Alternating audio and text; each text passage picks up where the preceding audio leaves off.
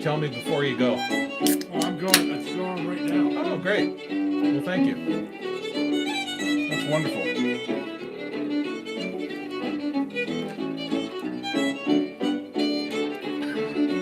But I didn't say what I had thought.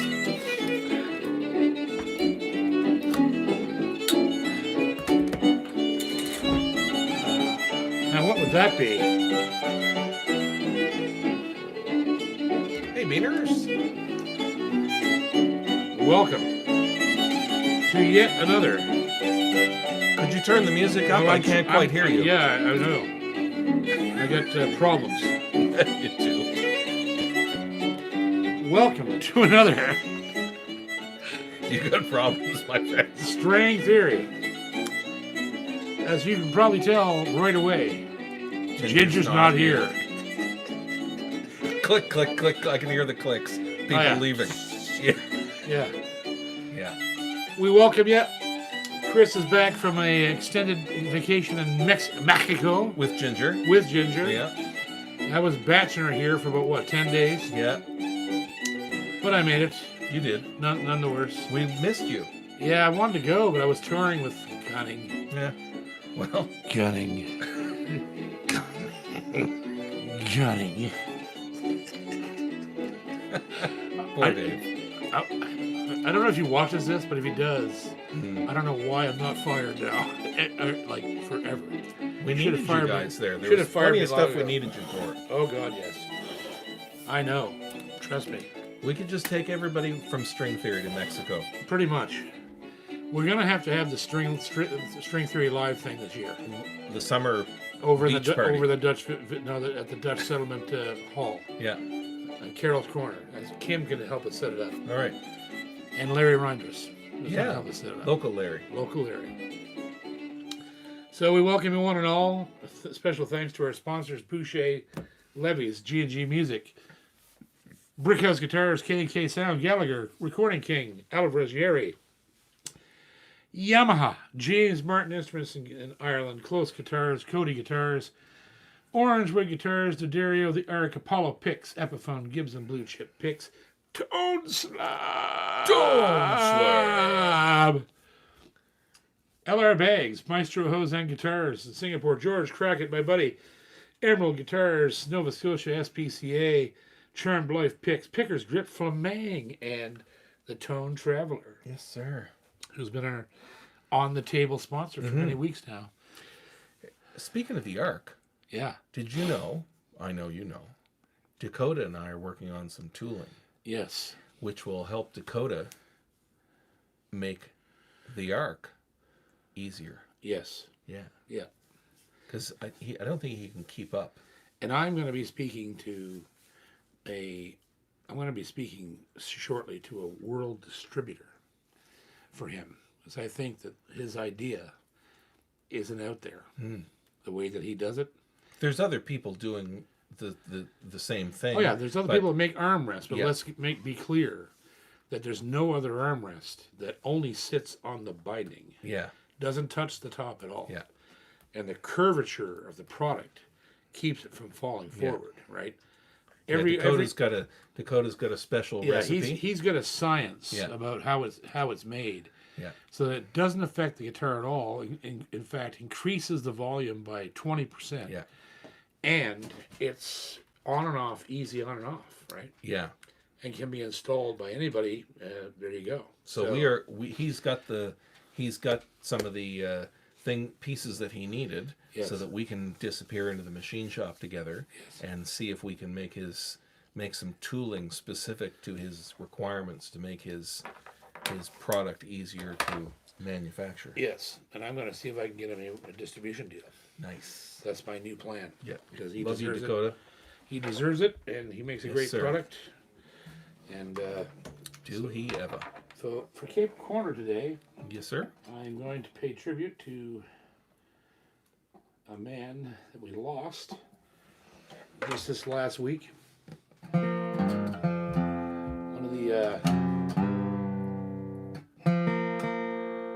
of the greatest innovators of mandolin that ever lived. And I was very lucky to know him.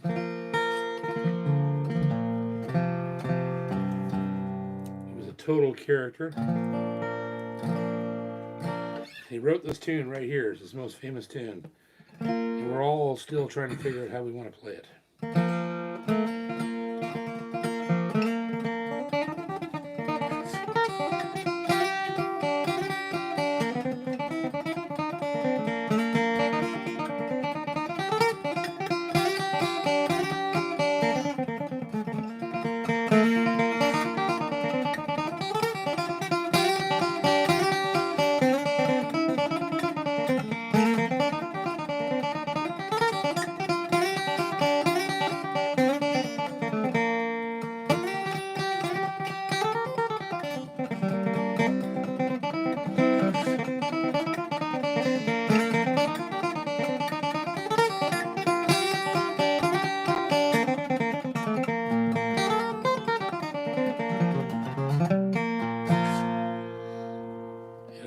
I'm talking about the New Camptown races, and the great Frank Wakefield died just a few days ago, and one of the greatest mandolin players ever.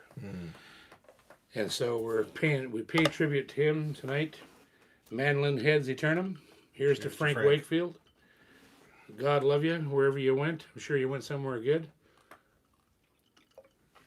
And they were an incredible character.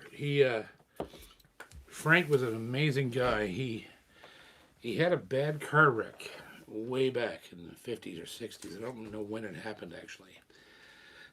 And after the car wreck, he talked backwards. Backing backwards. Yeah. If you said to him, "How you doing, Frank?" he would go, "You're doing fine. How am I?" Oh, like that backwards in personal. Yes, it was hilarious, and I don't know how much of it was him continuing to do it Or after he got better. With people. Yeah. After he got better from the wreck, but he was he wrote a tune called "Play It Pretty Me." Play it pretty you. It was Play It Pretty Me. Yeah. Because he said everything backwards. Well, not everything, but a lot. Yeah. And he did it at the most inopportune times, right? And he was just a funny man. He was really funny, and he was a genius. He was the only guy that I ever saw hybrid pick a mandolin while splitting the strings with his fingernails. Only fretting one of the pair, right? So he'd have 4 notes with 2 groups of strings. He'd split 2 sets of strings and have 4 notes. That's crazy. And hybrid pick it and play 4-note voicings. Yeah. And he would be in the middle of a bluegrass tune and start doing, and it was all Mozart and Bach. He was obsessed with classical music. And he even, at the end of his life, he even inserted that style into his own tunes. Like he would take a break on that tune, New Camptown Races, in that style, which he called it, Beethoven Plays Bluegrass, right? And he would do these 4-note voices, hybrid picked, and you just sit there and go. Which is crazy when you think about it, because that's beyond pedal steel crazy, where you're using your feet your feet and your knees right, bending and pedaling stuff, and there's only so many combinations that works in, right, to do that, because you can't just split strings willy-nilly and stuff and have it sound right. And he knew just when to do it. Wow. And he was a monster. That's cool. He was the only way to describe Frank Wakefield was he was the world's first grunge mandolin player. Grunge man. He was a hippie. He was a rock and roller. Long white hair. Always wore a bandana with the hair sticking up through. What trip was it that I don't know, inspired him to split the strings like that? I don't know, man, but he was the man. Yeah. He was the man. Did he play in a alternative tunings Oh yeah. on the Mando. Oh you yeah. must have to make that work, right? He played in the Monroe tunings. Because you're hardwired when you start splitting strings, Yeah. depending on the frets you're on, right? It's played, only going to work in certain positions. He played in all the Monroe tunings, and he played. He started out playing mandolin with Red Allan. Was where he started in the 50s, and he was obsessed with Bill, and he was so obsessed with Bill he played identically to Monroe in the 50s and 60s until Bill told him to fuck off. Right. Stop doing that. What are you doing, boy? It's only one Bill Monroe. It's only one Bill. I'm the father of bluegrass. Invent your own thing. I'm the father of bluegrass, boy. You ain't making yourself no money playing like me. And Frank took it to heart, but he never forgot that he paid tribute to Monroe every time he picked up a mandolin. But then he would go nuts. It would just his brain injury insanity showed in his music, right? Like it was that. And I think after a while, obviously, I think the brain has an amazing capacity to heal from an injury. But so when he got better in the late 60s, early 70s, he just carried on. He took it with him. Yeah. Yeah. He's like, this works, so I'm going to do it, right? And he was just the most fun-loving, wonderful, free heart. When you were around him, it was... I got to play a show with him one time in Dayton, Ohio. In 93. We went up there. It was a Red Allan tribute. And I was playing with Jerry and Tammy. And his red son, Harley, was there. David Grisman was there. Another of the world's most... David Grisman's a god of mandolin, right? And there was Frank. Because Frank played with Harley's dad. And Frank brought his own band and went out and did his set. And all young kids played with him because they all wanted to be around him, right? That was the other great thing about all of those guys. All the young players gravitated towards them, and that's the way it should be, right? And I still remember Frank took a liking to me. I don't know why. I wanted to be around him too because he was the coolest looking guy there. This big shock of, white hair, white blonde turning white hair, like one of those cowboy shirts like I wear with the horseshoes and the shit on it, and a big bandana around his head, and a Lloyd Loar Gibson, like a 22 or 23, and that he had modified it. He had widened the fingerboard, and he was a brilliant man, right? He got this thing all modified like a hot rod to do what he did. Yeah. And I still remember, like he's like, John Paul, you come with me for a minute. And I went out in the stairwell in this theater. You watch me play this now, and that's what he was like. You just watch this. Now I'm gonna watch this. Now you watch you. and you were so confused, but and then he'd lay it on you, and he was doing this double stop hybrid pick, and I was like, holy shit, like what just happened? Mm-hmm. And that was my main instrument at the time was Mando. I was playing Mando with Jerry, and I guess that's why we hit it off. Because we were the only guys there that were sort of only mandolin. Well, Grisman was, but everybody else was like, drifting around instruments and doing whatever. Yeah, so it was really cool. Anyhow, here's to Frank again. Love you, buddy. You made a big difference in my life and millions of other mandolin players, I'm sure. And yeah. Did you know that Mango Bubbly's back? Yeah, I got a case. Okay. Oh, I know. Just in case anybody didn't know. Oh, Jesus.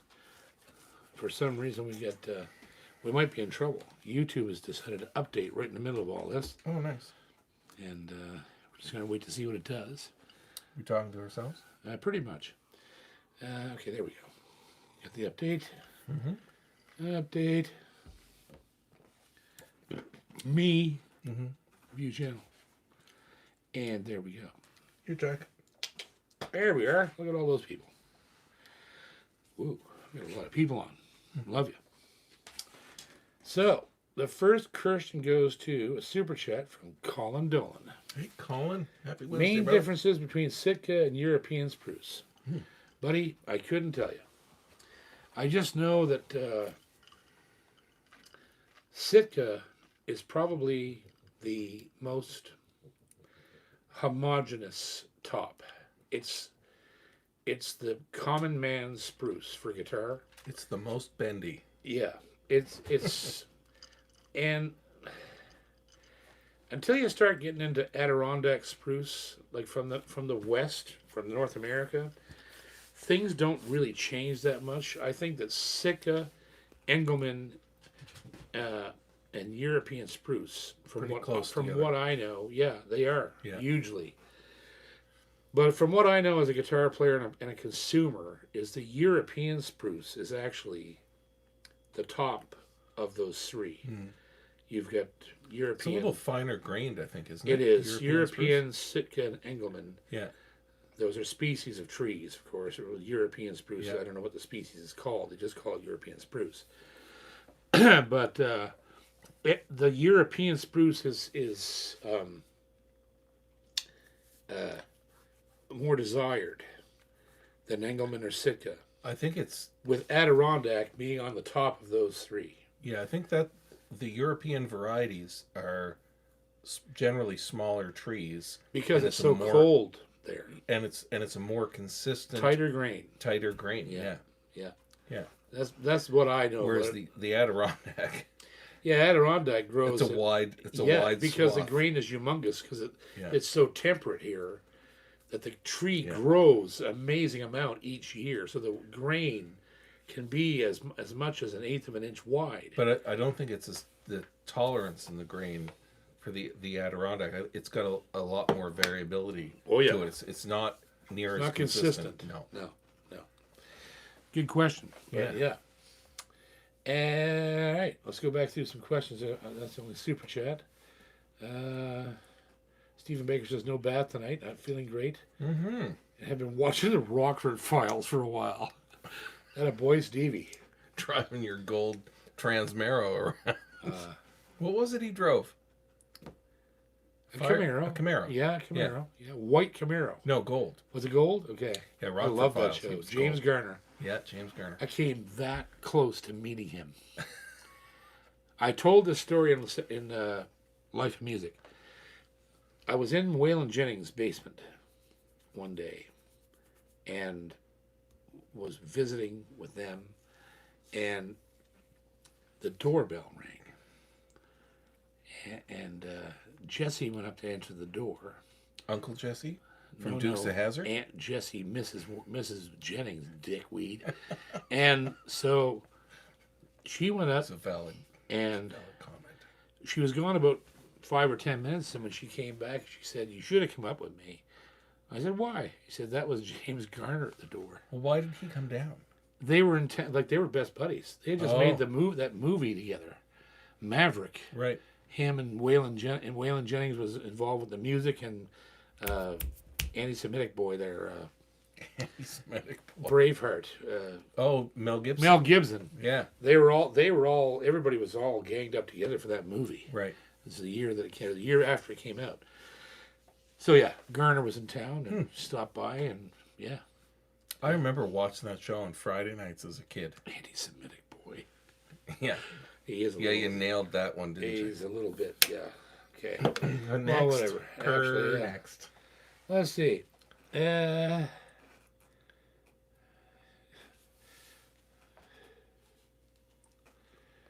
Okay, sorry, I'm just going through comments. Mm-hmm. The questions that don't actually get asked because they're not super chats. There's my brother Joe. Love you, Jojo. And my brother Bob's probably watching. Love you, Bobby. Hey, Bob. Good chatting. Yeah. Good sparring tonight. Okay, here's a great question. This is great. I wish this. See, these are the stuff we miss because so many people super chat that we can't fit them in. Rod Richardson says, you're going to love this one. John Allen Cameron flat picked. Okay. Which is true. He did flat pick. Yeah. with a thumb pick. Okay? Do you know why he chose that method? And I do. I do not. Okay. Nobody would ever guess this. So, there's no great introduction for this concept because it's so funny. So, John told me, because I asked him, anybody who was ever around John Allan Cameron, and I traveled with that guy for years. And I loved him. He was my hero. And I was mean to him one time on stage. I made fun of him on stage, and I still feel bad about it to this day. Because he played this wicked, wicked set that just burned the house down. And I made some comment like, Jesus, you've been practicing, haven't you? But he always been able to play like that. Yeah. And he just looked at me like not very happy. And I felt bad about it after. I apologized to him. But anyhow, we were always together. When he was around, it was party time. The guy knew how to have a great time. We did great gigs together. And so I asked him one day, I said, John, yes? Yeah. Yes. What the hell? You could have done anything, right? You've got a 12-string guitar, but you are playing the 12-string guitar. Better let him out. He's going to pee in the closet. You think? Yeah, he's going to pee in the closet. All right, Jack. Jack's not feeling so well. He's pretty messed up. Anyhow, so I asked John, I said, why in the world did you choose to play the guitar the way you do with a thumb pick, right? It seems impossible that you would make that choice. And John says, I'll wait for Chris to come back because he's going to love this answer. And this is the answer to the question. John goes, well, I ordered the 12-string from Sears and Roebuck, or wherever it was. It was some shit catalog place he bought it from. And when it came, we opened the box, and there was the guitar, and I pulled the guitar out, and the box was a strap, and a really bad set of strings, and a thumb pick. And I thought that's what it was for. That's all it was. I thought that's all you could do. He didn't know what it was. So we learned to play with the thumb pick. Subsequently, of course, he played some of the most difficult melodies you could imagine with just downstrokes. That's how he learned to play. Faster than anybody else. Could do with upstrokes Right. as well. He played everything with a downstroke. Right. So, to understand how terrifying that is, and I have to do it soon, Yeah. because he's going into the Hall of Fame in Cape Breton, he would go...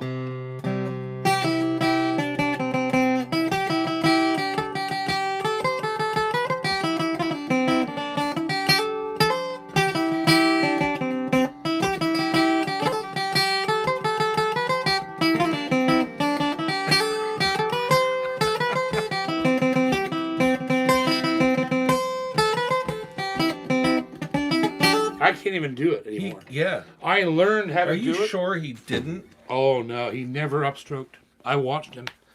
I was standing right beside him 100 times. So he's playing lightning fast. Lightning fast. Like, it's the most inefficient way Yeah. to play a guitar. And Wow. I learned, because I recorded that set, and I used a thumb pick on a 12 string yet. Yep. This is just a 6. The 12 string's even harder because you've got to cross over double the amount of strings. Yeah. The strings are that wide because they're 2, right? Yeah. So the spacing is horrendous. Yeah. And yet, he did it flawlessly. It was just, and his timing was unbelievable. impeccable. Yeah. Unbelievable. When people ask, who are my top 10 guitar players of all time? John Allan. I gotta say Chet and Jerry and Lenny Bro and guys like that, and Django Reinhardt And John Allan. and fucking John Allan Cameron, because John Allan Cameron did something that no other guitar player in the history of music ever did. But that was the norm for him. For him. Playing Cape Breton music like that. Yeah. Fiddle tunes on the 12 string. And that was a jig. Yeah. Imagine playing a reel. Yeah.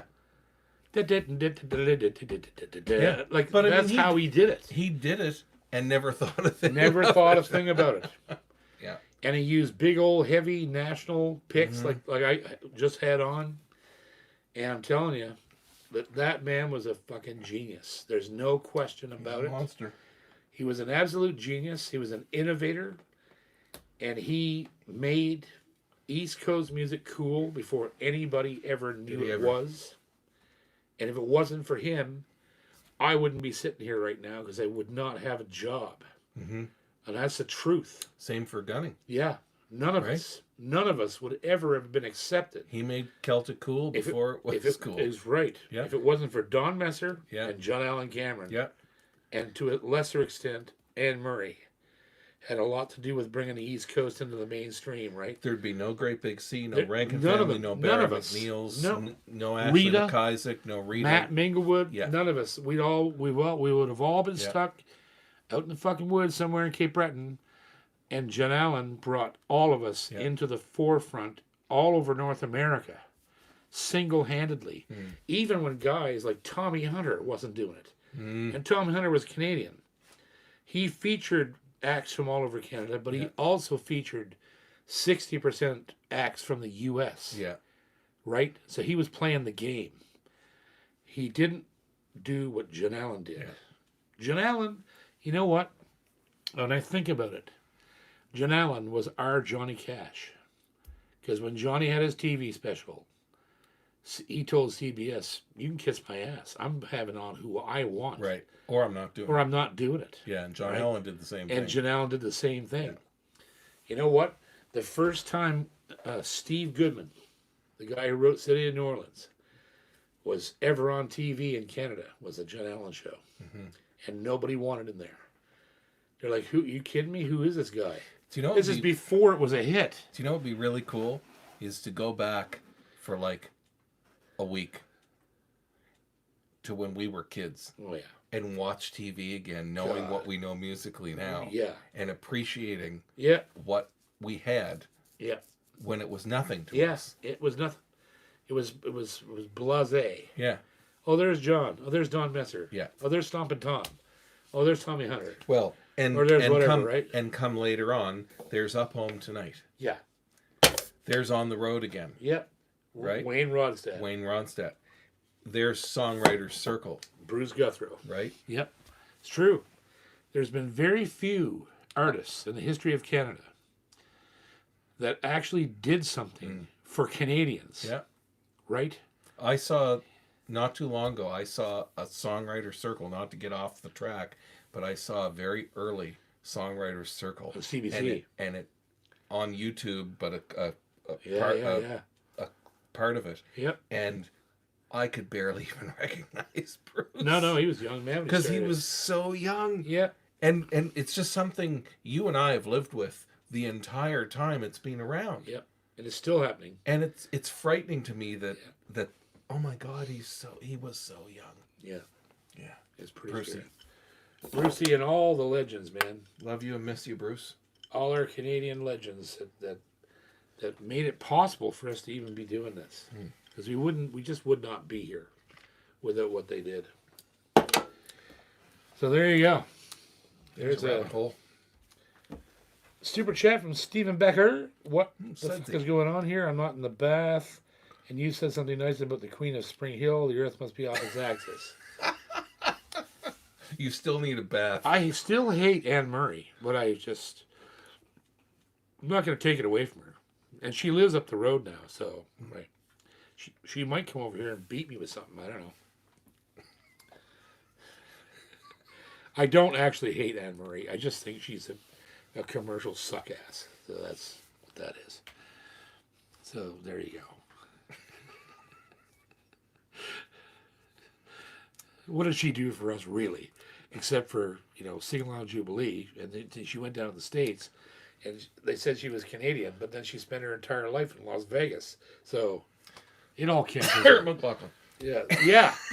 Sarah McLachlan. I'm not from Halifax. Oh, no, not me. Oh, no. I wasn't born in Nova Scotia. No. I can't get served at Tim Hortons in Spring Hill still. Good. Let's see here. Bruce Springsteen, Jasper North says.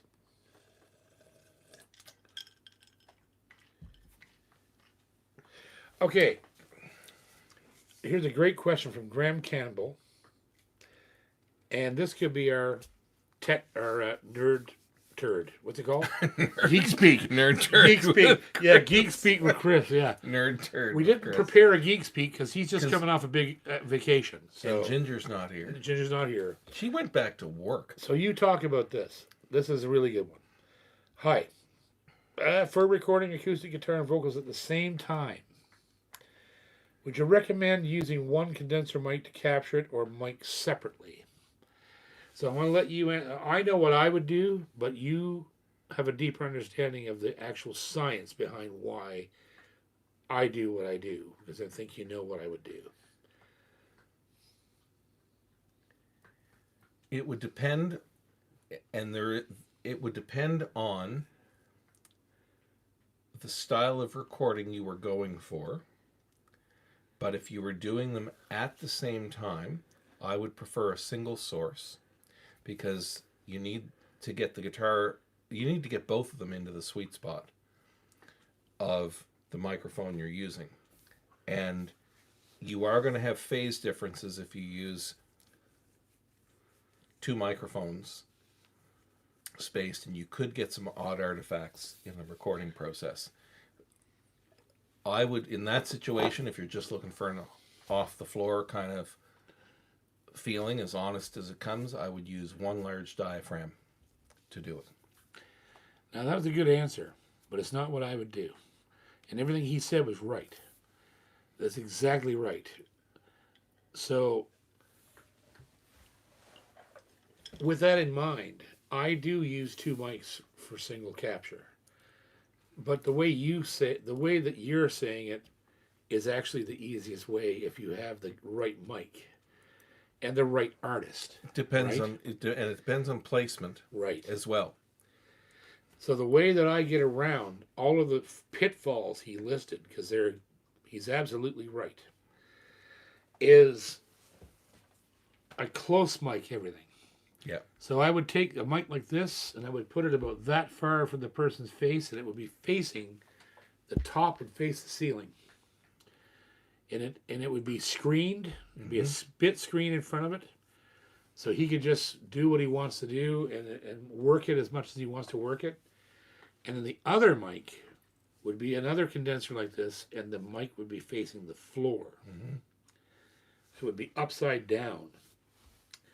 And it would be hitting the guitar somewheres around the 15th fret. Somewheres just over the fingerboard of the body, not in the sound hole. And that's how it would be done. Super close. And then, of course, though, you have phase issues, and you have the phase issues are exacerbated by the type of EQ. Type of microphone too, large diaphragm or small diaphragm. And the exact placement. Yes. That's what's so difficult about doing it with two. Yes. Is depending on the placement, it's as simple as pushing the phase switch on one of the channels, and it's either going to double or you're going to be very clearly canceling. Right. And we've done this a billion times. Yes. Yeah. So the way that I get around it, the phase and weirdness problems, is when on playback, I don't listen to what's happening because I don't care at that point. I go into each individual track and I mute the guitar track, let's say, and I start with the vocal. I can hear the guitar through the vocal, but I'm not concerned with that yet. So I'll go in and EQ the vocal, sort of ignoring the guitar, and I'll compress the vocal as I would normally if it was an overdub against a band, and I want it to hit about -3 reduction on on everything, and just it not too far over when a hard note is hit, right? Yeah. So I want it hitting Yeah. all the time. And what that does is it makes the guitar bleed more of a ghost Yeah. than it would be without the compression. Then I turn that off and I solo the guitar. I do the same thing, only I compress guitars differently. I use a different type of compressor. I use a Renaissance compressor, and I go in, and the same thing. I get it to reduce, but not as hard. I get it to reduce three, but only when the guy hits something hard. So you're kind of over, to use a DBX term, you're over easying the guitar. Yes. Do you know what I mean by that term? Yeah. And you're a little more hard-knee on the vocal. Yes. Yeah. Which for this question, like, that's fine if you have all the understanding of all the tools and you're using compression. Yeah. Right? And you're in a digital domain. I suppose it wouldn't matter, but I mean, if you're using compression, you have a technical, you've got the tools available to you and the knowledge available to you. So here's the last part there. Oh, here he is. Hey, buddy. Excuse me. Here's the last part that I don't always tell everybody that I do. When I go to perform an actual playback and listen to this thing, turn the guitar mic right off. That's how I start. And I just pump the vocal mic. That's it. And then I add the guitar mic sparingly until the guitar is where it should be in the mix. Now, do you play with the phase when you're doing that? No, you don't need to if you do it this way, right? Phase is a problem if you're trying to get like unity on both things. Not necessarily. You're mixing two things. And phase would be done during recording. You hear it. If you're mixing two things into each other at that point, the original phase is still there, and you're either going to be subtracting or adding. Right. EQ compression isn't going to affect that at all because you've just still got the two original signals in their original phase. Well, somehow I don't have to deal with it. I've never had to deal with it. You may be dealing with it subconsciously by placement. Yeah, it could be. Yeah. I've never worried about it. It's such a deep rabbit hole. It is a rabbit hole because there's a million ways to do it, but the way that I do it is the simplest. And at the end of the day, your mix playback sounds like the guitar's here and the vocals here. Yeah, but you do it for control. You do it for control purposes. That's the weird thing. If you start with the guitar off in the playback and only add enough, and I'm talking, you may only have to push it up like 3 off of nothing, and suddenly you wait for it to bloom in the image. That it has to bloom the same as the vocal. So there's this weird point because it's coming through the vocal too. Yeah. There's this weird cross. Yeah, there's this weird point where you push the actual guitar mic signal up high enough. Yeah. That it's I don't know how to describe it. It's like a drop of honey falling and it gets thin in the middle and there's 2 drops. You know what I mean? I know you don't want to hear it, but it's math, my friend. I know, but I don't know the math and I don't give a fuck about the math. I only care about what I hear. So it's like a dumbbell. You get the vocal up here and you get the guitar down here and there's a super thin tissue between them. Yeah. And as you push the guitar up, this tissue gets thicker. And there's a point where you have to stop and it's perfect. If you go beyond it, then the guitar swells over the vocal. It's so funny the way it's one of those 1,000 examples where you and I are talking, we're trying to say the same thing. Same thing. But you're trying to talk about it musically, and Ginger and I would be trying to talk about it mathematically or physically. Yeah. Right? And we're the same, we're trying to say the same things. The best engineers. We're talking different languages. The best engineers I've ever met had an equal dash of both worlds. Yeah. Like Jamie Folds knows all the math, but listens with the musician's ear. And the guys who are all math are shite, and the guys who are all music are shite. I'm all math. It's the go. Yeah, but it's not. You're not shite because you can do it live, which is a different world than doing it, recording it. Because math works every time live. Well, I've recorded it too, right? I know, but you're okay. I much prefer you in front of house than co-engineering, because I think you'd be wasted in the studio, because it just is. It's a different world, right? Yeah. But yeah. So that's a really fucking great question. Great question. And two different answers. Yeah, and they're both right. Just like he's saying. There's a way to mathematically figure out these things, and there's also a way to teach yourself what you need to do by hearing what you want to hear. If you never hear what you want to hear, you're doing something wrong. You know what? Right? That's why I'm better recording somebody live. Yeah.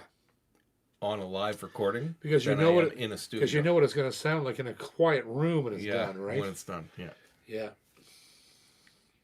It's a good question. Jasper North says, "Do you prefer standing up playing or sitting down?" I used to always play sitting down. When I was young, it was weird. And now that I'm old and weak, I stand up all the time. I don't like playing sitting down. Let's see. Joey says, "Love the Jack." Love the Jack. Lee Larod says, I'm upgrading JP, and I need you to make the decision for me." That was a great geek speak, by the way. That's a good one. I knew they'd pick one for us. That's a good one. Clearly, she's upgrading what? Clearly, Chris knows more than me about. Like, he's math god. Like, Ginger's the math god. Yeah, no, math sound god. You're math electronic sound god. Like, I'm electron angry pixie god. You are. He is. The guy knows. Ginger's the math god. This guy knows more about that shit than anybody I've ever known, and I've known you for fucking 30 years. It's just nobody. I don't know anybody like him. What's she doing? She's upgrading. Oh yes, Lee Larad. I think it's a man. I'm upgrading, JP, and I need you to make the decision for me, or at least maybe persuade my decision. LL56 or FG9. So there's probably about 30 people out there. If you're watching, you better be watching, because if I ask this question and the answer is not what you want to hear. So the L56 is a handmade guitar built in Hamamatsu by one man. One person is it's the sensei of the shop. It's the cream of the crop. That he's the only man that touches that guitar, and he builds it himself, away from the other 12, 14 guys who were building the 36s and 26s, right? And the other custom work that they do in the shop all the time. Yeah. So the 56 is built by one guy, the master of the shop in Hamamatsu. The FG9 was designed by the master of the shop in Hamamatsu, but is built in a larger room somewhere, not in Hamamatsu. I don't know where they're building. Guitar. But it's line built, but it's not a big line. No, because it's all handmade. Yeah. Just like the 56. There's no machinery. There's no CNC, or maybe there is. I doubt it. From playing mine, the necks would be CNC. Possibly. The bodies would be bespoke. I don't know. I'm not sure, because Yamaha's been hand carving necks for 80 years, and maybe they are. Maybe it is. Maybe it's for consistency. Yeah, the necks have to be. I can guarantee you, if they're doing any mass production of parts, it isn't for saving time. It's for consistency in the art form. It's not because they're cheaping out, right? So the difference between the two guitars also sonically and artistically is that the 56 is going to be a freak of nature. It can do anything. It's a hand-built guitar. The difference between that and a line-built guitar is well, usually miles apart, but in Yamaha's case, it's not. No. But Their line stuff is so good. So and so consistent. the 56 is going to have a shit ton of mojo. Yeah. Right? It's going to have colors that a line guitar and it's can't going to get weird and different over years. It's just going to keep getting better and better and stranger, and all this rainbow of color is going to come out of that guitar over a period of years and decades.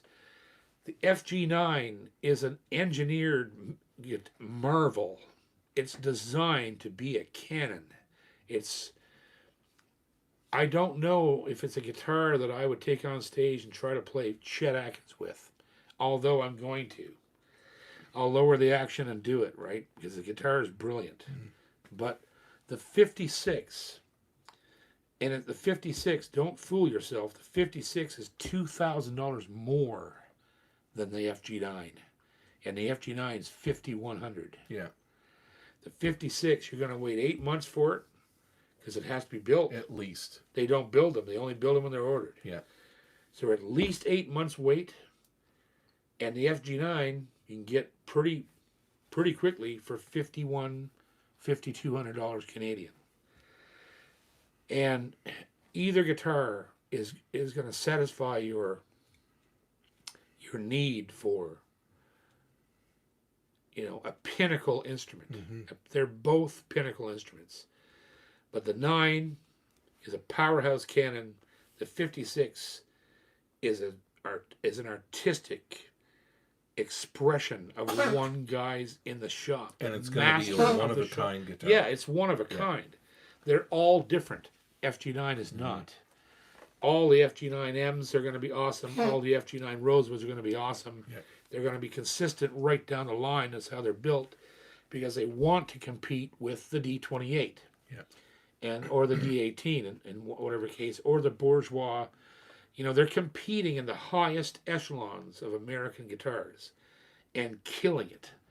I said the consistency. Oh, yeah. And the durability. And also the quality. Yeah. Like, it's just flawless. The American stuff just can't match it over can't. time. Like the smaller shops can, the Bourgeois and the boutique. The boutique guys can match it.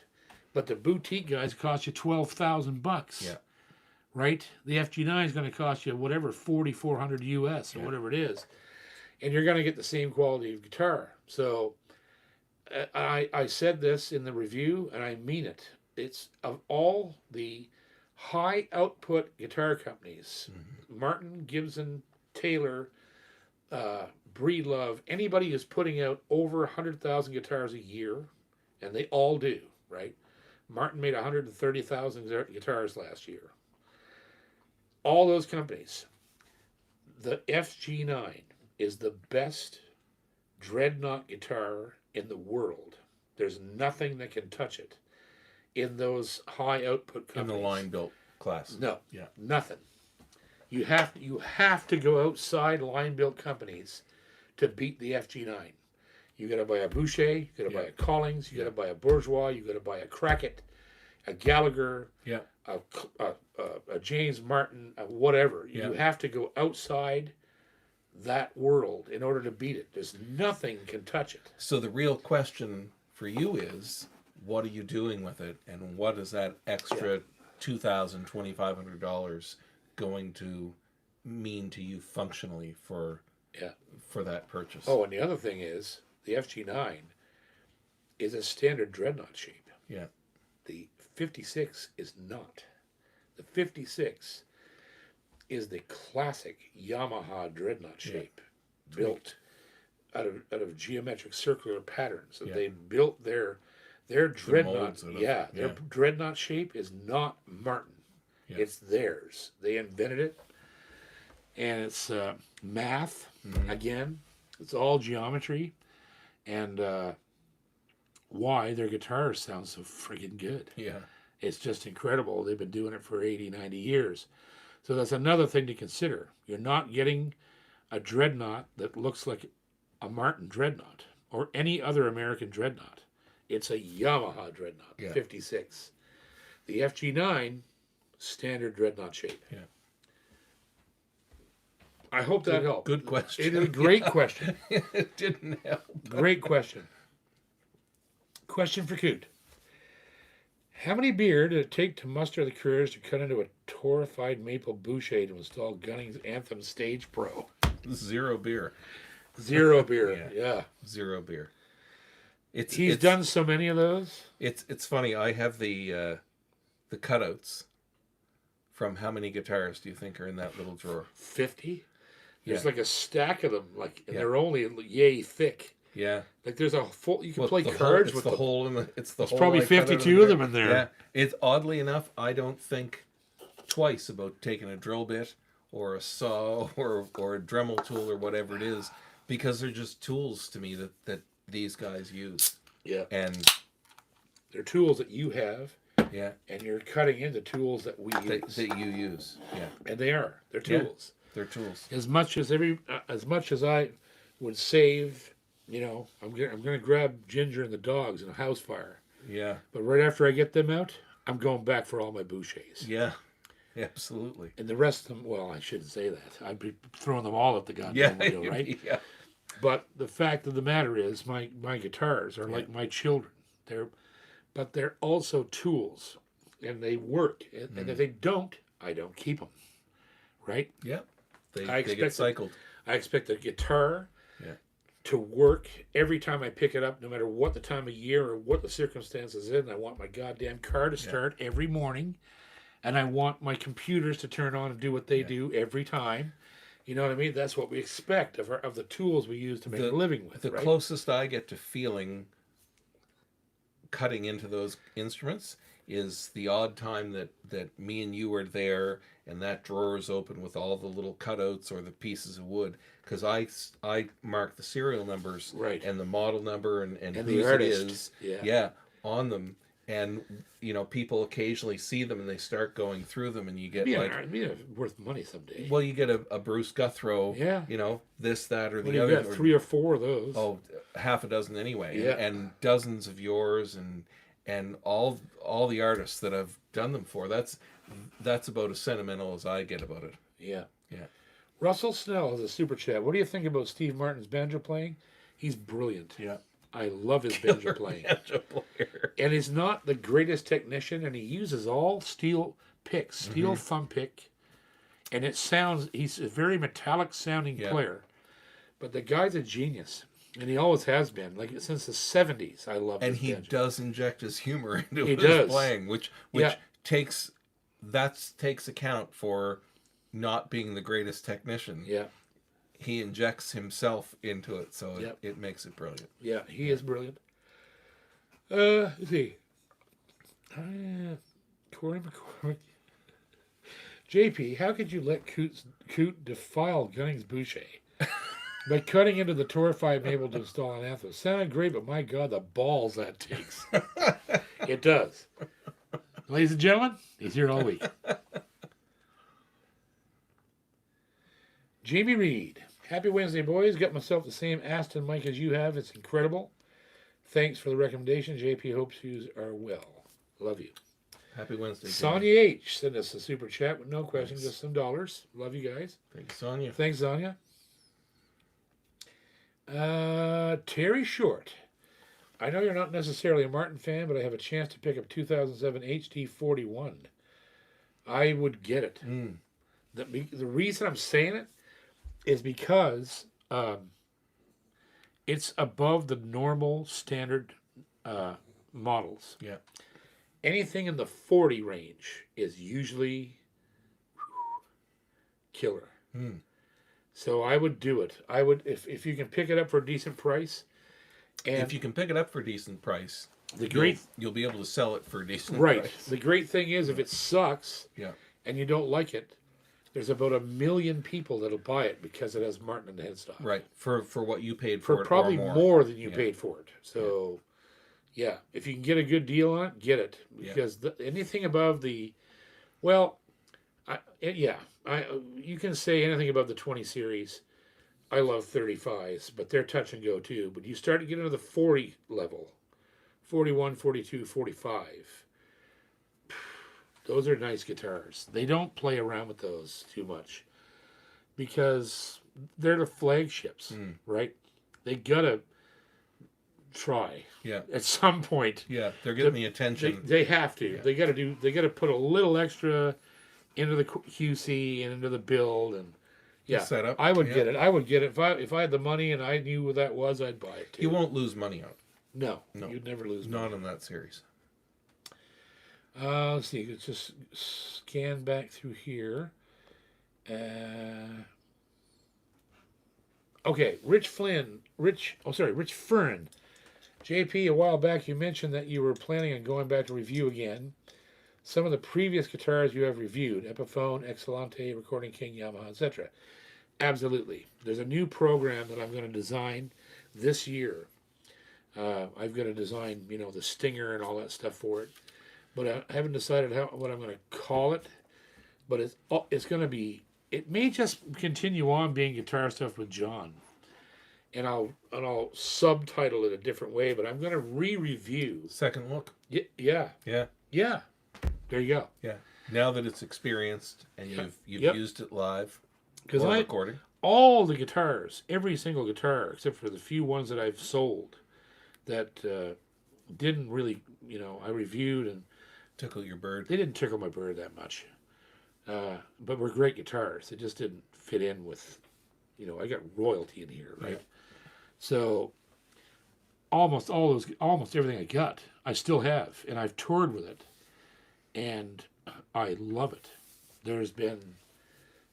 These guitars have stood the test of time. They've been on the road, all of them, on and off, for 4 years, at the worst times of year, worst weather, worst humidity, whatever. They're still here, and they're kicking ass. So, yeah, I am going to go back through every guitar I've ever done.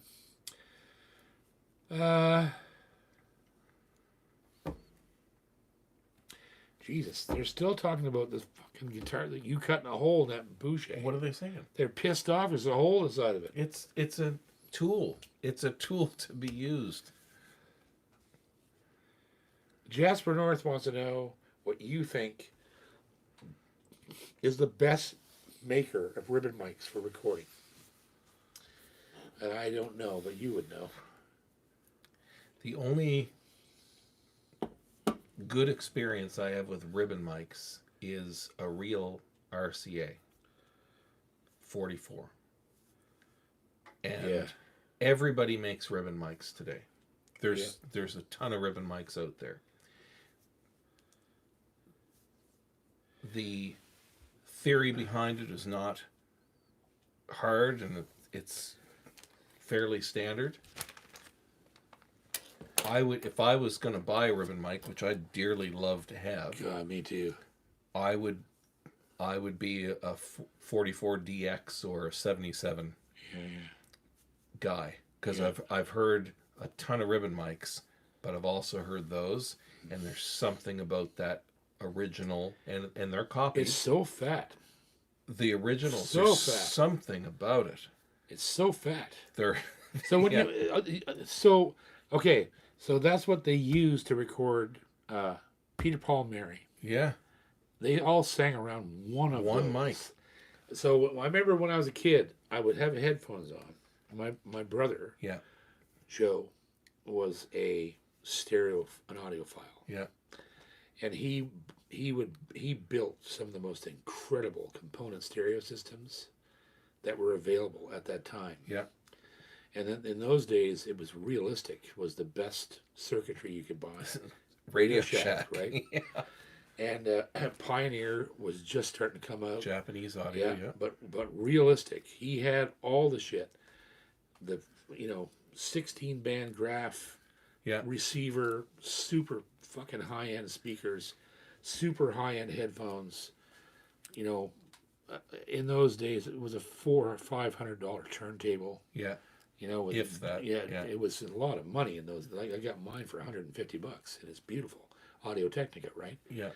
So I would listen to Peter, Paul, and Mary, and when they sang "Puff the Magic Dragon," when they said "Puff the Magic," I could hear the P. Yeah.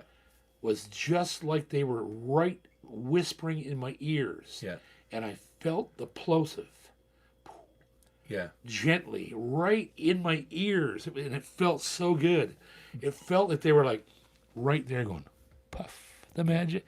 And that was that mic. That mic was so human. Yeah. Human is what it was, right? It's my historic understanding that there were two guys, one in New York, one in LA, that worked for RCA for years and years and years. And those were the two guys. They were in their 90s, and this would have been in the early 2000s. They were in their 90s, and those two guys were still rebuilding RCA ribbon mics. Yeah.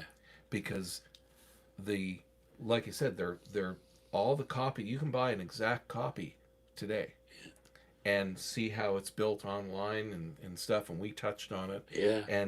But those guys were rebuilding those, and it's the bespoke quality and just the inherent knowledge and experience they had. That's a word that never existed before. What? Bespoke. Bespoke It's like quinoa. Quinoa never existed before 10 years ago. You mean the grain quinoa? Yeah. Bespoke has been around forever in clothing. Never heard that word until, When you have a suit 8 years tailored ago. for you exactly, that's a bespoke. Nobody's clothing. ever said that. Because You know, you're the same age as me. You're older than I am. When did you ever hear anybody say bespoke or talk about fucking quinoa? well, Like quinoa is like 10 quinoa years is like ago, kale. 10 Not even rabbits like kale. No, I never heard of kale ever until 10 years ago. Well, I sort of did. But I was in the grocery store one day, and this woman goes, I'm going to buy some quinoa. I said, what the hell is that? Quinoa? Well, Quinoa. Everybody knows what quinoa is. Quinoa. But my ass, quinoa. Fuck quinoa. Anyhow, Hey, good answer. before you go. Yes. No, I got more questions. No, before you go off of this. Oh, Do you know quinoa? that ribbon mics, everything in audio to me works both ways. Transformers work both ways. Yeah. Right? There are ribbon tweeters out there. Yes. And they're almost exactly like a ribbon microphone. Yes. Except you're driving yeah. the ribbon in the tweeter to make noise instead of receiving it and turning to electricity. Exactly. And I've seen those. I've seen those speakers. Pile tweeters. Yeah. Jamie Reed, I'd love to see you and Billy Strings get together sometime. Got to make that happen. Yeah, buddy. It was going to have to happen below the border because Billy Strings can't come into Canada. No. Because Billy Strings a cocaine idiot. He got caught with drugs. He's a bad dude. And he's an idiot. He's so now so good as bad. He can't come into Canada. Jim Waller, never played a 12 fret and owned a 15 plus very nice 14 fret guitars. What thoughts of playability, sound, other kind of mind? The 12 fret is just, you know what? Before I met Robin Boucher, I didn't give a shit about 12 frets until I got Yogi. Yeah. And then I realized how incredible that scale is and how easy it is to play and how fast it feels and how much tone and volume it has. And so the Yeri had to be a 12 fret. Yeah. It's the scale and that's what it is, right? The Michael Edition, also known as PGH Guitar Man. That's new. The Michael Edition. That's new. The Michael Edition. In parentheses, AKA PGH Guitar Man. Super chat for a question about strings in the feed. Okay, we got to find him. Michael Edition. Jesus. I hear Jackie snoring. Jackie's. Oh, there he is. Any recommendations for strings for my buddy Joel? He bought a new hummingbird, liked the stock strings, moved to the Dario, and isn't thrilled. I'm pretty sure that Epiphone or Gibson all use the Dario. So what you'd want to use is the Dario XS, the new coated strings.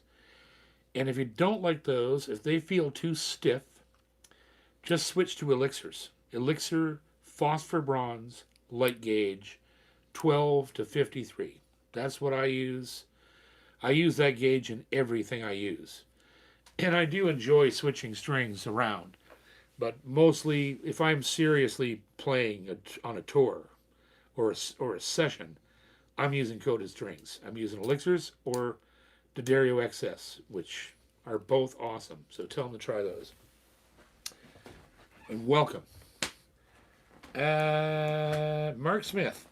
Great guitar stuff with John this week, guys. JP with that used drill bit in his hand had me scared. Oh, Jesus. That was no drill bit. No, what was that? It was like a grinding. That was a great big three-fluted. Three-fluted. It was like a three-fluted roughing end mill. It was a 1-inch end mill. There we go, boys. We're glad to have you back. Yeah. And we love you. Where's Ginger tonight? She's gonna be in. She's on a long one. Turn that on, will you? Yeah. The power button's not. There you go. That one.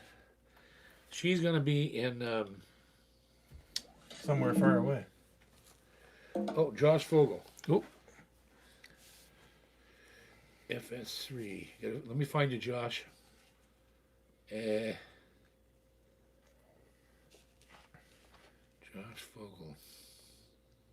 It's weird how they separate the questions in these. He sent a super chat, but you weren't seeing it.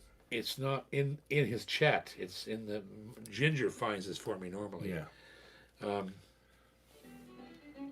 So we'll just play this gently while I look for you, Josh. I might not be able to find you.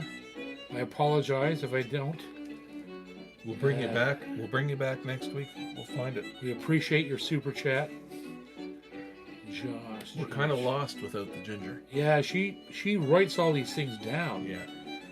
So, here's to Ginger for being on vacation for a week. Yeah. And then going right back, going flying. I don't envy Ginger tonight. Well, Josh, I can't find you, buddy. I've gone through all the way to the top. We'll find it and we'll. But I'll tell you what, if you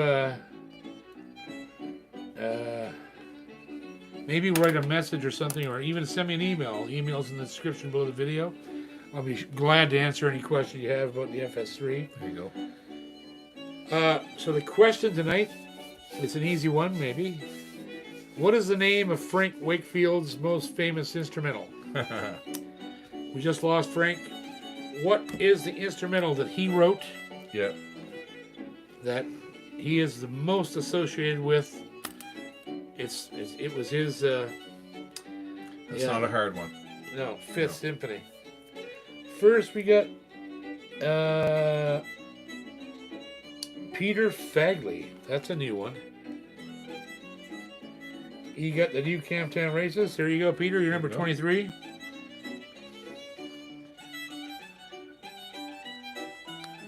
Send us an email, Peter, to jpcormier38@gmail.com. I know I've never had you on this list, I'm pretty sure. Yeah. So send us an email, just so we have your contact information. And number 2. Steve Bernard. You know what, Steve Bernard? I'm going to give it to you because I can tell that you were trying so hard to get this in there as fast as you could that you fucked it all up. What did he put? He wrote one word, the new amped town races. He tried to type so fast he fucked it all up. Steve Bernard, you're in. Yeah, he's not there. No. Steve Bernard, you're number 24. Ben Bernard. Nice. Steve, you can send us an email, jpcormier38@gmail.com. And Chris, thank you, buddy. Brother. You're the man, boy. Awesome. Missed you the last week. I missed you too. I was really looking forward to this. Because we don't get to, it was a good night. Yeah. There was some great questions. Interesting night. Yeah. So we thank you, and there's a lot of stuff going on right now. Just stay tuned to the channel. If you don't subscribe, please hit subscribe. If you know people that would love this stuff, send them a link. Get them to subscribe. Send us an instrument. We'll cut into it. We'll cut a hole in anything you send us. Anything you send us. For sure. Yeah. Absolutely. Yeah, we can make those scars in it. Yeah, we don't want that to play because we'll be getting hit. Yeah, all over the place. Yeah. Love you guys. We'll see you soon. See you next week. Stay safe, everybody. Love ya. Have a good week. String theory. The strangest thing. There goes John and Christy. Lily do bow.